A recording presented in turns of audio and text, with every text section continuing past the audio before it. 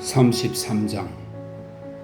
모피로 만든 여행복을 입은 에스텔르는 과거 그 어느 때보다도 아름답고 섬세해 보였다. 심지어 내 눈에도 말이다. 나를 대하는 그녀의 태도는 전에 보여주던 것보다 좀 더 애교스럽고 사근사근했다. 나는 이 변화에서 미스 해비심의 영향이 보인다고 생각했다. 우리는 마차역 여관 마당에 서 있었는데 그동안 그녀는 자기 짐이 어떤 것인지 나에게 가리켜 보였다. 짐을 모두 다 내려놓고 나서야 비로소 나는 그녀의 목적지에 대해 내가 아무것도 모른다는 사실을 기억했다. 날 리치먼드로 가. 그녀는 나에게 말했다. 우리에게 주어진 지시사항에 따르면 리치먼드는 두 곳인데 하나는 서리주에 있고 다른 하나는 요커스주에 있어. 그런데 내가 갈 리치먼드는 서리주의 리치먼드고 거리는 16km야. 나는 마차를 타고 가도록 되어 있고 너가 나를 데려다 주도록 되어 있어. 이거 내 돈지갑이야. 너는 여기서 내 마차 삭스를 꺼내 지불하도록 되어 있어. 아니야? 너는 그걸 받아야 해. 우린 우리한테 주어진 지시에 복종하는 것 외에는 다른 선택권이 없어. 너와 나는 말이야. 우린 우리 자신의 의지를 따를 수 있는 자유로운 존재가 아니야. 너와 나는 말이야. 그녀가 나에게 돈지갑을 건네며 나를 쳐다보았을 때 나는 그녀의 말에 어떤 감추어진 의미가 있다고 은근히 기대했다. 그녀는 그 말을 경멸하듯이 말했지만 불쾌한 감정을 내비치지는 않았던 것이다. 마차를 불러와야겠어, 에스텔러. 여기서 잠깐 좀 쉬고 있겠니?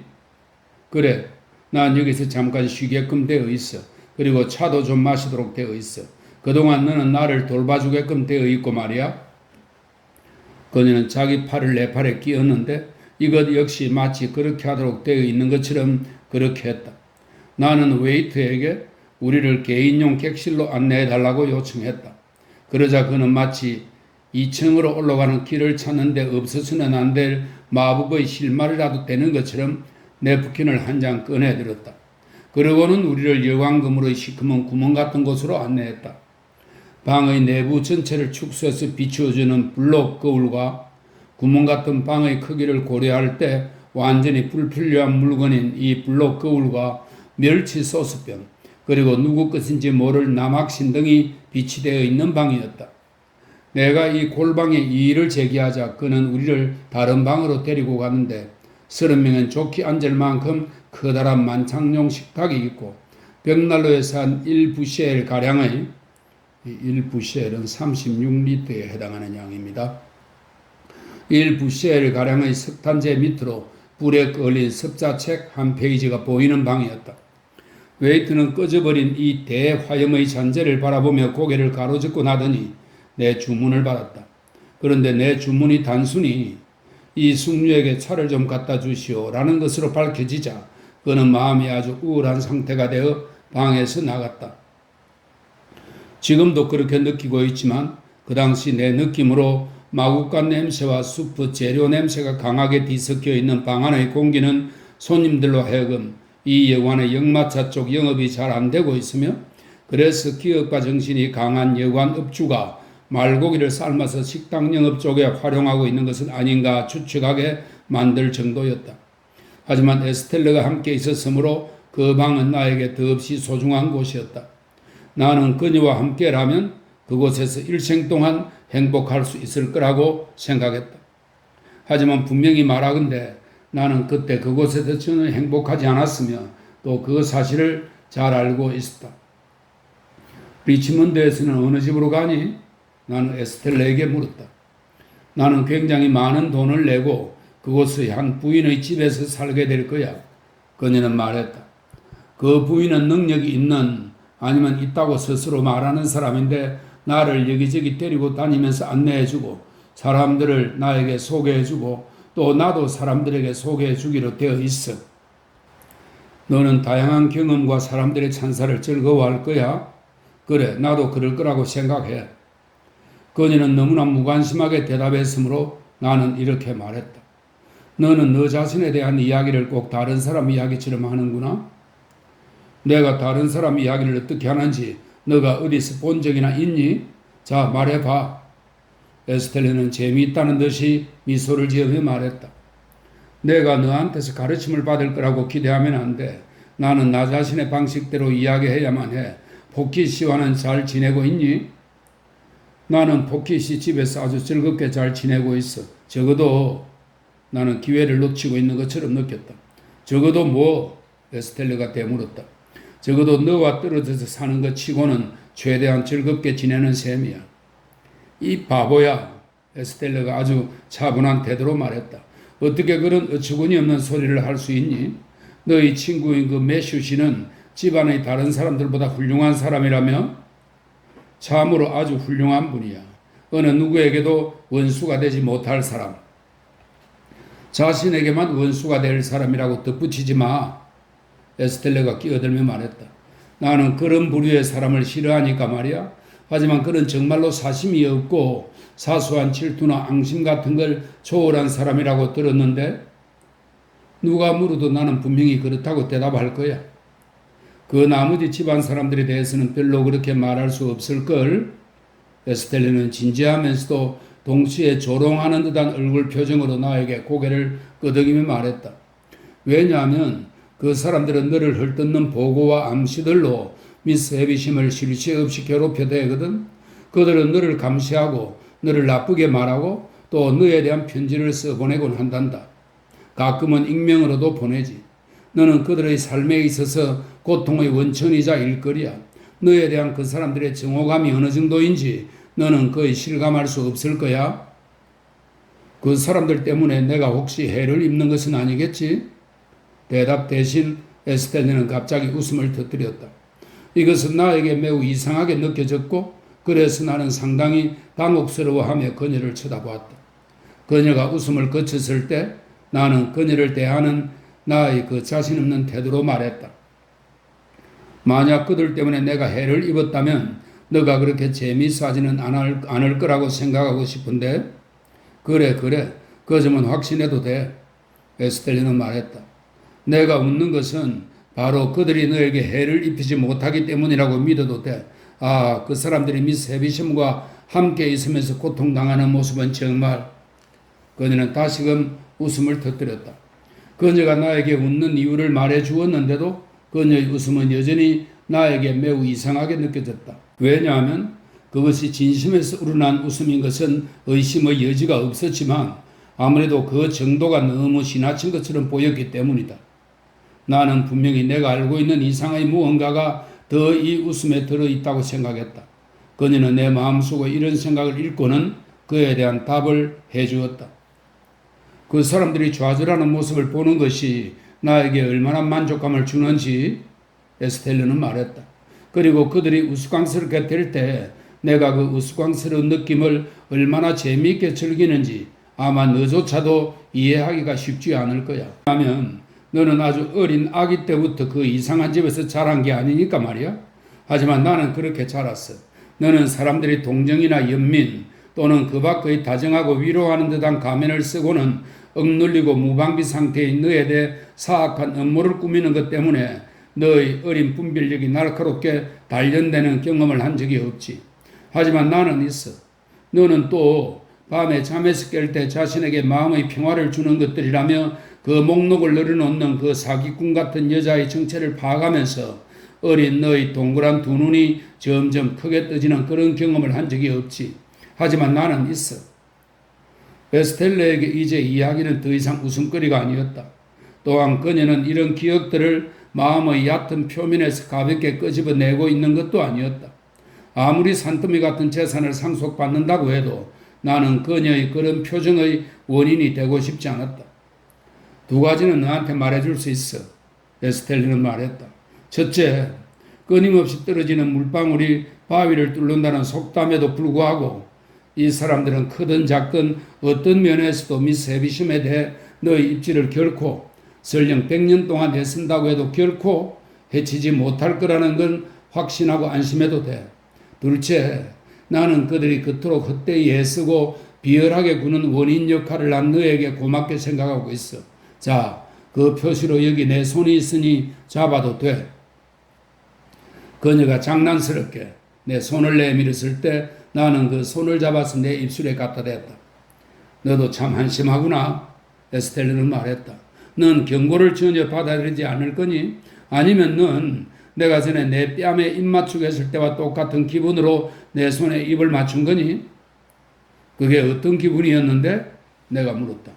잠깐 생각해 봐야겠어. 아첨쟁이와 음모꾼에 대한 경멸로 가득 찬 기분이었지. 나도 그렇다고 대답하면 다시 한번 너희 뺨에 입 맞추게 해주겠니? 내 손에 입 맞췄을 때도 넌 먼저 물어보았어야 해. 하지만 좋아. 하고 싶으면 해도 돼. 나는 몸을 굽혔다. 그녀의 조용한 얼굴은 마치 조각상의 얼굴 같았다. 자, 이제 내 입술이 그녀의 뺨에 닿자마자 즉시 나에게서 떨어지면서 에스텔리는 말했다. 넌 내가 차를 마실 수 있도록 돌봐주게 되어 있어.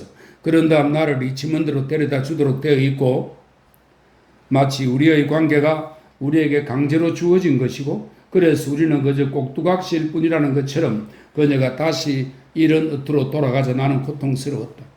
하지만 나에게는 우리 교제의 모든 것이 고통스러웠다.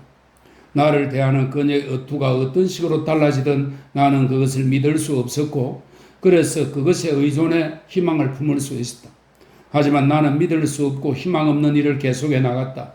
왜 그것을 그렇게 수없이 반복하느냐고? 그건 언제나 그랬기 때문이다. 나는 차를 어서 가져오도록 하기 위해 종을 울렸다. 그러자 웨이트가 그의 마법의 실마리 즉 냅킨을 들고 다시 나타나더니 곧이어 차에 딸린 약 50가지 부속물을 조금씩 가지고 들어왔다. 하지만 차는 그림자도 보이지 않았다.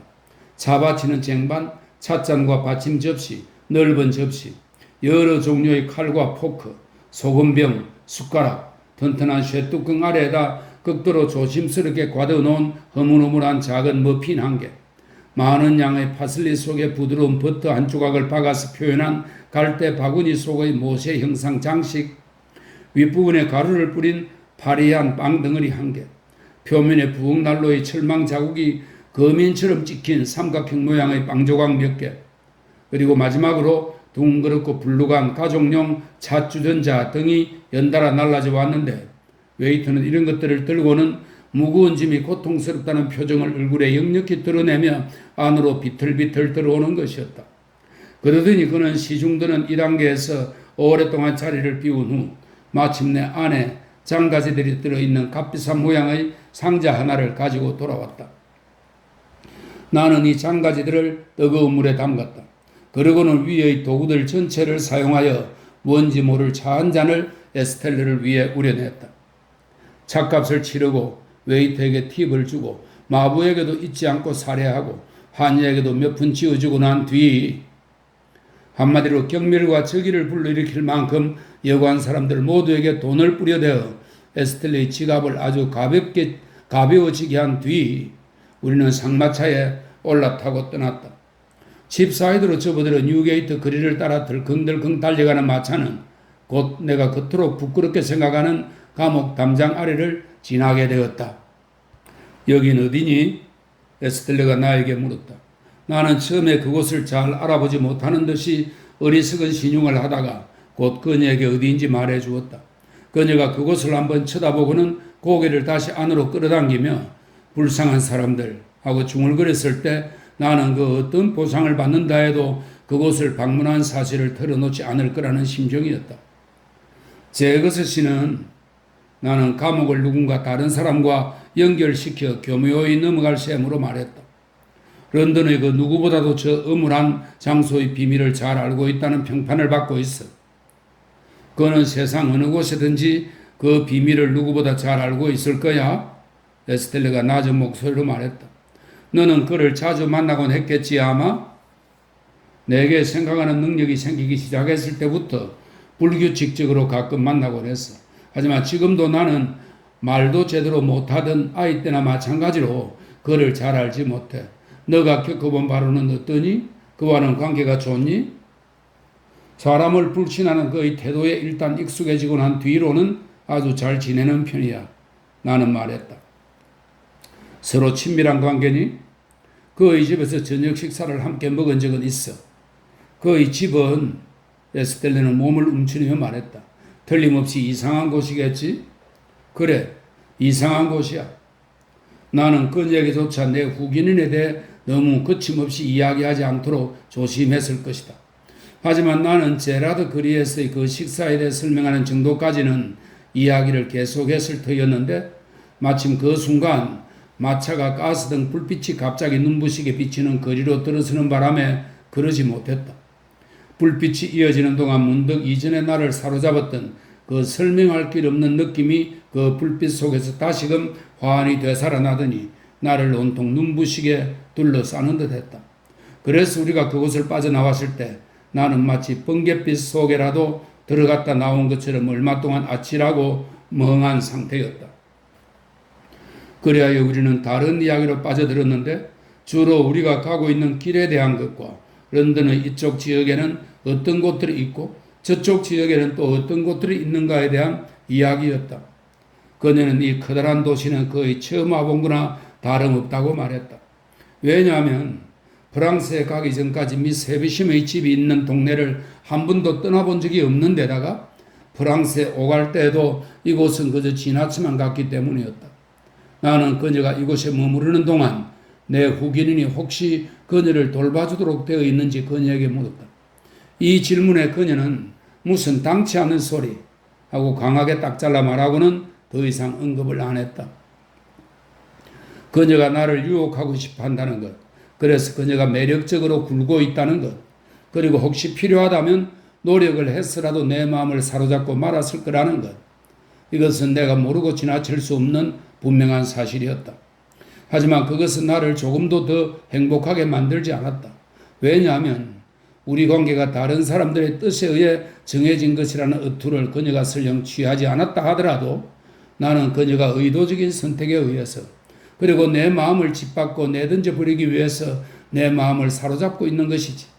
내 마음이 그녀에게 어떤 애정 같은 것을 혹시라도 일깨워줄 가능성이 있어서 그런 것이 아니라는 사실을 충분히 느꼈을 것이기 때문이다. 우리가 해머스미스를 지나갈 때 나는 매슈 포켓의 집이 어디인지 그녀에게 가리켜 보였다. 그러고는 리치먼드에서 그리 멀리 떨어진 곳이 아니므로 그녀를 가끔 만나볼 수 있기를 희망한다고 말했다. 그럼 물론이지. 너는 나를 만나도록 되어 있어. 적당하다고 생각될 때마다 너는 찾아와도 괜찮게 되어 있어. 나는 너의 이야기를 그 집 사람들에게 해두도록 되어 있어. 아니, 사실 이미 이야기가 되어 있어. 나는 그녀가 가서 살게 될 집에 식구가 많으냐고 물었다. 아니, 2식구밖에 없어. 어머니와 딸 둘뿐이야. 어머니란 사람은 제법 신분 있는 가문 출신이야. 수입을 더 늘리는 걸 마다하지는 않지만 말이야. 미스 에비심이 너와 이토록 빨리 헤어질 수 있었다니 놀랍구나. 이건 나에 대한 미스 에비심의 계획의 일부야, 피. 에스텔리는 지친 것처럼 한숨을 쉬며 말했다. 나는 그녀에게 늘 편지를 써보내고 정기적으로 그녀를 만나서 내가 보석들과 함께, 왜냐하면 보석들은 이제 거의 전부 다 내 것이 되었거든. 그 보석들과 함께 어떻게 잘해 나가고 있는지 보고하도록 되어 있어. 그녀가 나를 부를 때 내 이름을 사용한 것은 이번이 처음이었다. 물론 그녀는 의도적으로 그렇게 했으며 내가 그것을 마음에 소중히 새기리라는 것도 알고 있었다. 나한테는 너무나도 빨리 우리는 리치먼드에 도착했다. 우리의 목적지는 녹지대 옆의 한 집이었는데 오래된 구식주택으로 버팀대로 부풀린 치마와 가발용 분가루와 얼굴에 붙이는 화장점, 술을 놓은 외투, 말아올린 스타킹, 주름 장식과 칼 등이 궁중에 나가기 위해 수없이 여러 번 착용되곤 했던 집이었다. 집 앞에 있는 몇몇 오래된 고목들은 아직도 버팀대와 가발과 뻣뻣하게 부푼 치마들처럼 딱딱하고 부자연스러운 양식으로 가지치기가 되어 있었다. 하지만 그 나무들이 죽음의 대행렬 속의 할당받은 자리에 눕게 될 순간도 그리 멀지 않은 듯 했는데 얼마 지나지 않아 그 나무들은 할당받은 자기 자리에 쓰러져서 다른 죽은 존재들과 함께 침묵의 길을 가게 될 것이었다. 낡은 소리가 나는 초인종.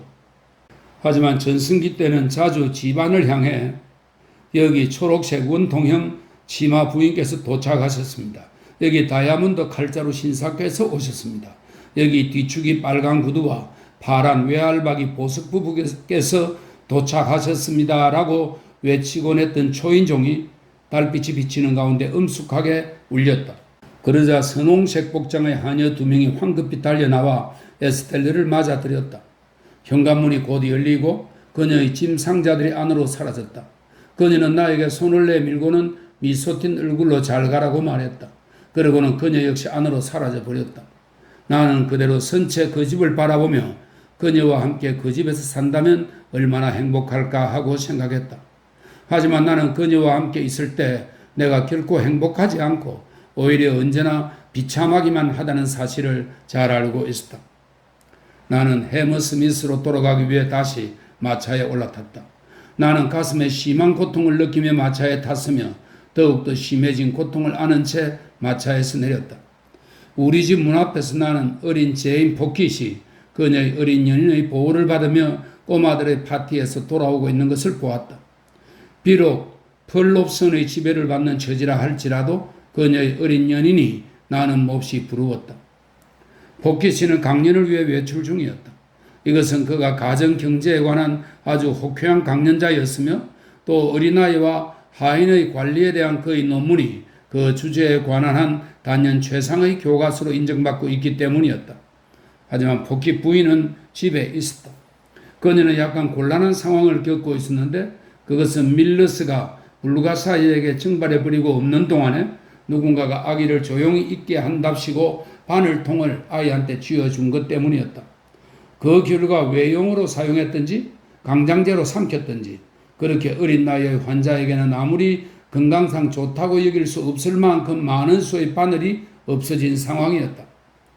포킷씨가 아주 탁월한 실용적 충고를 주는 것으로 그리고 사물에 대한 명료하고 건전한 인식과 매우 현명한 지성을 지니고 있는 것으로 정당한 칭송을 받고 있었으므로 가슴 속의 고통으로 괴로워하던 나는 그에게 내 속마음을 털어놓고 조언을 부탁해 볼까 하는 생각을 잠시 했다. 그러나 아기에 대한 특효약으로 잠재의를 처방한 다음 의자에 앉아 귀족 자교에 대한 책을 읽고 있는 포킷 부인을 우연히 쳐다본 순간 글쎄 아니야 관두자 라고 생각했다. 34장 유산 상속의 기대에 점차 익숙해짐에 따라 나는 그것이 나 자신과 내 주변의 사람들에게 끼치는 영향을 아주 조금씩 알아차리기 시작했다. 그것이 나 자신의 성격에 끼친 영향에 대해서는 나는 가능한 한 그것을 감추고 인식하지 않으려고 했다. 하지만 나는 그것이 좋은 영향만은 아니라는 것을 매우 잘 알고 있었다. 나는 조에 대한 내 행동으로 인해 만성적인 불편함을 안고 살았다. 비디에 관해서도 내 양심은 결코 편안하지 않았다. 밤중에 커밀러처럼 잠에서 깨어났을 때 나는 피곤한 기분에 사로잡힌 채 만약 내가 미스 해비심의 얼굴을 본 적이 전혀 없이 정직하고 낡은 대장간에서 그대로 성장하여 조와 동업자가 되는 것으로 만족하는 삶을 살았다면 나에겐 그게 더 행복하고 나은 일이 아니었을까 생각하곤 했다. 수없이 많은 날 저녁 혼자 벽난로 불을 바라보며 앉아있을 때면 나는 뭐니 해도 우리 대장간 불과 고향집 부엌불처럼 좋은 불은 없다고 생각하곤 했다. 하지만 내 마음의 모든 초조함과 불안은 한편으로 에스텔르와 너무나 불가분의 관계를 맺고 있어서 그런 불안과 초조를 낳는데 나 자신이 과연 어느 정도까지 역할을 했는지 정말로 혼란스러운 상태였다. 다시 말해 만약 내게 유산 상속의 가능성이 주어지지 않은 채 에스텔르만 내 생각의 대상으로 존재했다고 가정할 경우 과연 내가 지금보다 훨씬 더 잘 행동했을지 만족스럽게 말할 자신이 없었다. 자, 이제 상속 예정자로서의 내 지위가 다른 사람에게 끼친 영향에 대해서 말해볼 차례인데 이 점에 있어서는 나는 앞에서와 같은 혼란을 겪지 않았다. 그래서 나는 그게 누구한테도 이로운 영향을 끼치지 않았다는 것을, 특히 허브텍에 이롭지 않은 영향을 끼쳤다는 것을 비록 상당히 어렴풋하게 했을 테지만 어렵지 않게 깨달았다. 낭비하는 내 습관은 그의 유순한 본성을 오염시켜 감당할 수 없는 지출을 하게 만들었으며 단순 소박했던 그의 생활을 방탕에 빠져들게 했고 평화로웠던 그의 마음을 걱정과 후회로 가득 채워 어지럽게 만들었다. 본의 아니게 포킷 집안의 나머지 다른 사람들로 하여금 그 가련한 술책을 실행하도록 이끈 것에 대해서는 나는 전혀 양심의 가책을 느끼지 않았다. 왜냐하면 그런 비열한 행위들은 그들의 타고난 성품의 소산으로서 내가 가만히 잠자고 있게 내버려 두었더라도 누군가 다른 사람에 의해 일깨워졌을 것이기 때문이다. 하지만 허버트의 경우는 아주 달랐다.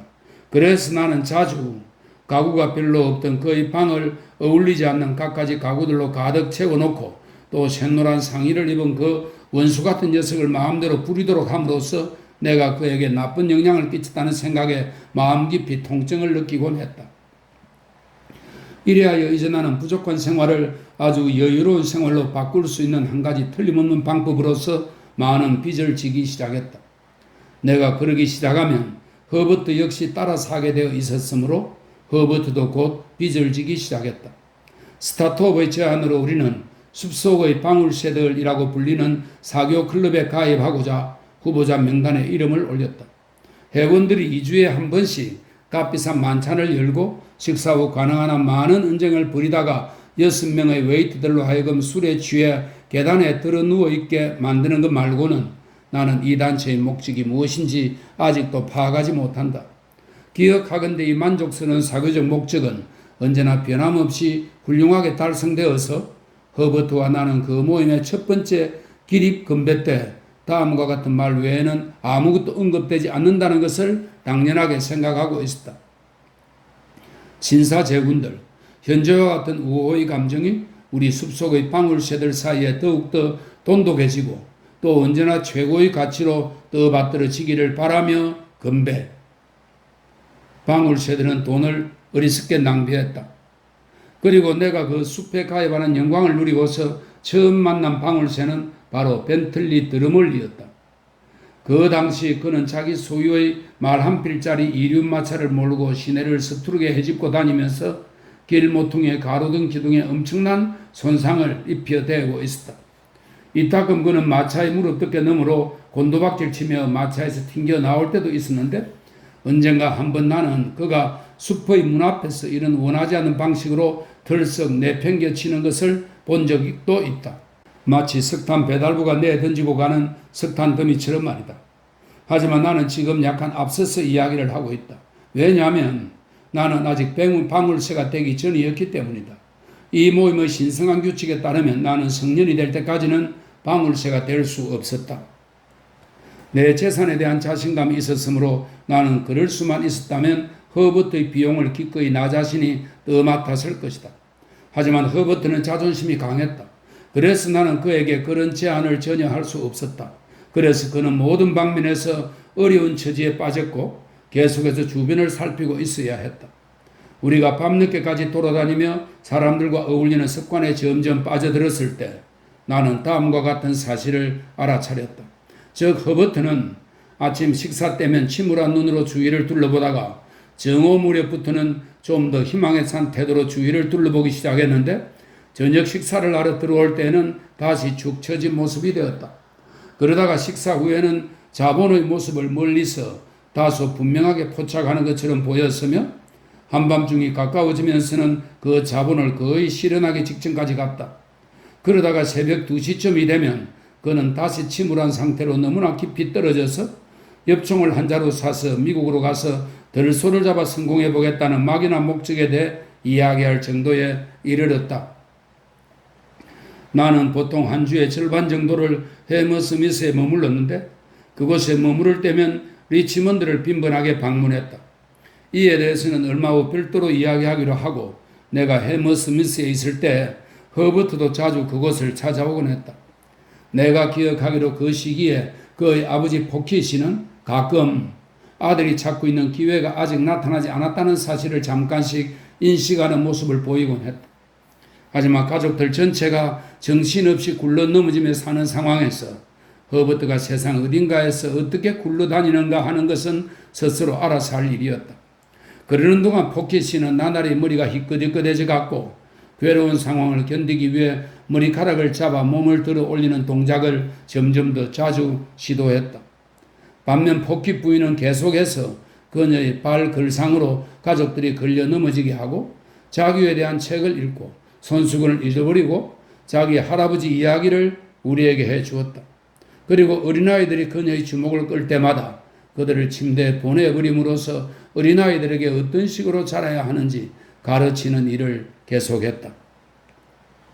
나는 지금 앞길을 깨끗이 정리해두려는 목적으로 내 인생의 한 시기를 총괄하여 이야기하고 있다. 따라서 이를 위해 가장 좋은 것은 아무도 바너드 여관에서의 우리의 일상적인 생활 태도와 습관에 대한 묘사를 적시 완결 짓는 일일 것 같다. 우리는 최대한 많은 돈을 썼다. 그리고 지불한 그 돈의 대가로 사람들이 우리에게 주고자 마음먹을 수 있는 최소한의 것밖에 받지 못했다. 우리는 언제나 다소간 비참한 기분이었으며 우리가 알고 지내는 사람들도 대부분 똑같은 기분이었다. 우리들에게는 우리가 인생을 끊임없이 즐기고 있다는 허구적인 유쾌함과 실제로는 전혀 그렇지 않다는 은밀한 자각이 공존하고 있었다. 내가 믿는 한 궁극적인 경지에서 볼 때 우리의 경우는 어느 정도 일반적인 경우라고 할 수 있었다. 매일 아침 허버트는 언제나 새로운 기분으로 시내 중심가로 나가서 주변을 살폈다. 나는 큼큼한 그의 뒷방 사무실을 자주 방문하곤 했는데 거기에서 그는 잉크병, 모자걸이, 석탄통, 녹건 상자, 연감, 책상과 의자, 잣대 등의 물건들과 섞여서 시간을 보냈다. 기억하건대 나는 그가 주변을 살펴보는 것 외에 다른 일을 하는 것을 한 번도 본 적이 없다. 만약 우리 모두가 허버트처럼 그렇게 충실하게 우리의 맡은 일을 수행한다면 우리는 아마도 덕의 공화국에서 살 수 있을 것이다. 이 덕의 공화국은 장자크 루소가 사회계약론에서 사용한 용어입니다. 덕의 공화국에서 살 수 있을 것이다. 불쌍한 허버트. 그는 매일 오후 일정한 시간에 로이드 보험회사에 가는 것 외에는 다른 할 일이 없었다. 그리고 로이드 보험회사와 관련하여 그는 내가 아는 한 다시 사무실로 돌아오는 것 말고는 다른 어떤 일도 결코 한 적이 없었다. 자신의 형편이 어느 때보다 한층 심각하다고, 그래서 기회를 포착하는 것이 절대적으로 필요하다고 느껴질 때면 그는 바쁜 시간에 런던 거래소에 가서는 거기 모인 거물급 업자들 사이에서 일종의 우울한 컨트리 댄스 춤꾼처럼 들어갔다 나왔다를 반복하곤 했다. 왜 그러냐면 말이야, 핸델. 그런 특별한 경우의 하나였던 어느 날 식사를 하러 집에 돌아오며 허버트는 나에게 말했다. 기회란 찾아가지 않으면 나에게 찾아오지 않는 법이라는 진리를 알고 있기 때문이야. 그래서 난 기회를 한번 찾아가 본 거야. 서로를 좋아하는 우리의 마음이 조금이라도 덜했더라면 우리는 틀림없이 매일 아침 정기적으로 서로를 정오했을 것이라고 나는 생각한다. 후회가 찾아오는 아침 시간이면 나는 우리의 방이 말할 수 없을 만큼 혐오스럽게 여겨졌으며 원수 같은 녀석의 하인 제복의 꼴도 견딜 수 없이 보기 싫었다. 그런 때면 그 녀석의 제복은 24시간 중 어느 때보다도 더 돈만 많이 들고 돈값은 못하는 것처럼 여겨졌다. 우리가 점점 더 많은 빚을 지게 됨에 따라 아침 식사는 점점 더 공허하고 형식적인 것이 되어갔다.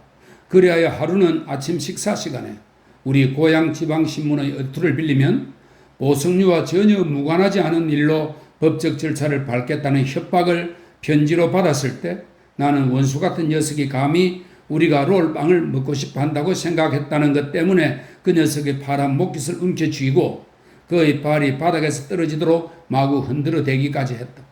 그래서 그 녀석은 실제로 공중으로 들어 올려져서 마치 구두를 신은 큐피트처럼 보였다.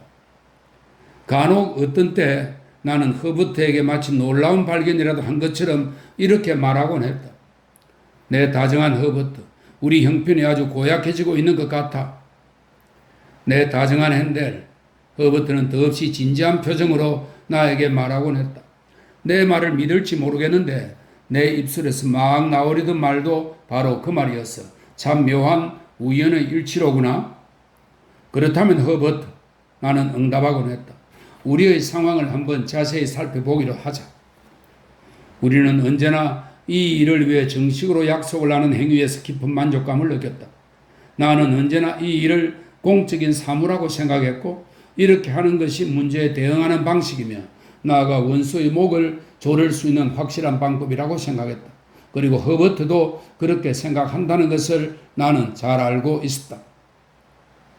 우리는 저녁 식사를 위해 다소 특별한 음식을 주문하고 술 또한 보통 때와는 다른 특별한 것으로 한 병 곁들여 시켰다. 이 일을 위해 우리의 정신력을 단단히 강화함으로써 우리의 목표를 훌륭하게 달성할 수 있도록 하기 위해서였다. 식사가 끝나자 우리는 한 뭉치의 펜과 넉넉한 양의 잉크와 상당히 많은 앞지와 필기 용지를 보기 좋게 꺼내놓았다. 문구류를 충분히 갖추어 놓는 것에는 무언가 아주 위안을 주는 것이 있었기 때문이다. 그런 다음 나는 종이를 한 장 가져다 놓고는 그 맨 상단에다 산뜻한 필체로 피부의 빛 미망록이라는 제목을 가로쓰기로 썼다. 그리고는 바너드 여광과 날짜를 아주 조심스럽게 덧붙였다.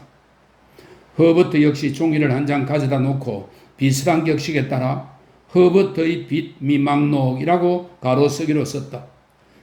그런 다음 우리는 각자 자기 옆에 뒤죽박죽 쌓여있는 서류 더미를 살펴보기 시작했다. 그것들은 서랍 속에 내던져 있거나 호주머니 속에서 구멍투성이가 되도록 달아있거나 초에 불을 붙이는 데 써서 반쯤 불타 있거나 거울에 몇 주 동안이나 꽂혀 있거나 아니면 다른 방식으로 망가져 있던 것들이었다. 펜이 종이 위에서 사각거리는 소리는 우리의 기분을 너무나 상쾌하게 만들어서 때때로 나는 이 유익한 사무 처리 행위와 실제로 돈을 갚는 행위를 서로 착각할 정도였다. 바람직한 가치가 있다는 점에서 그 둘은 거의 동일하게 보였다. 한동안 종이에 목록을 써내려간 뒤 나는 허버트에게 잘 되어 가느냐고 묻곤 했다. 허버트는 아마도 머리를 걸쩍이며 후회 막심한 얼굴로 쌓여가는 자신의 금액을 내려다보고 있는 참이었을 것이다.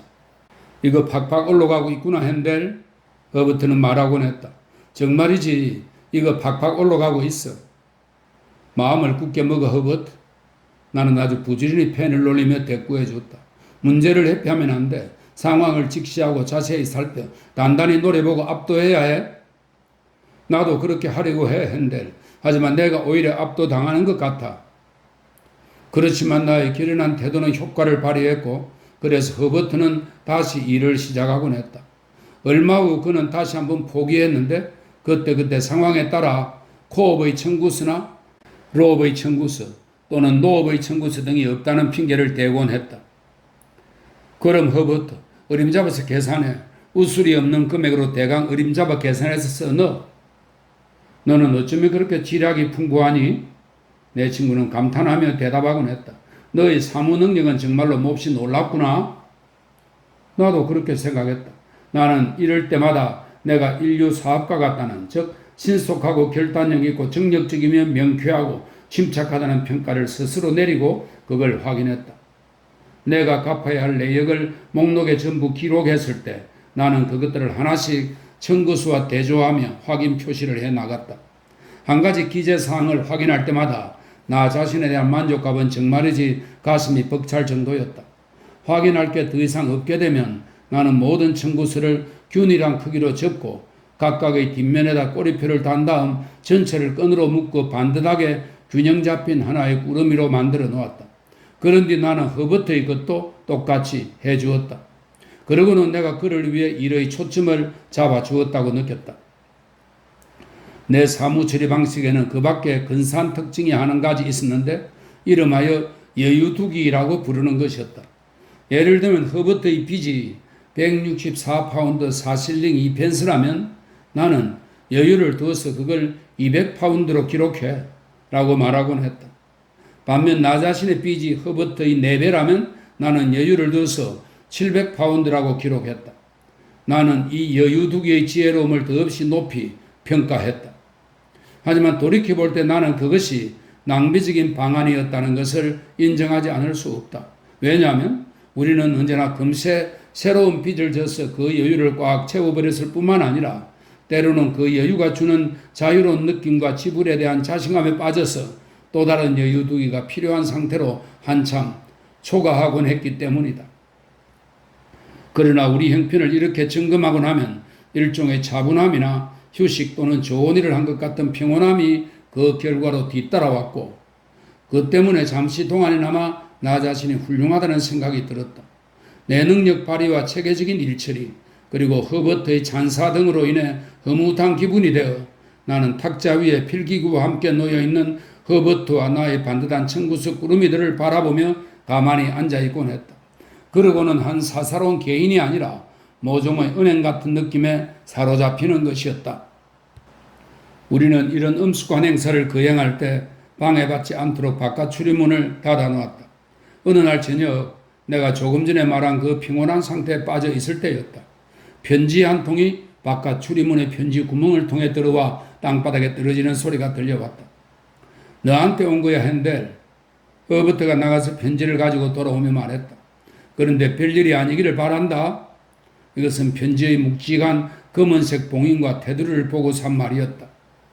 편지에는 트랩 회사의 서명이 찍혀 있었고 그 내용은 간단히 존경하옵는 나리께 저희 가즈리 부인께서 지난 월요일 저녁 6시 20분에 이승을 하직하셨다는 것을 정중히 알려드리오며 돌아오는 월요일 오후 3시에 있을 장례식에 나리께서 참석해 주기를 간청하는 바입니다. 라는 것이었다.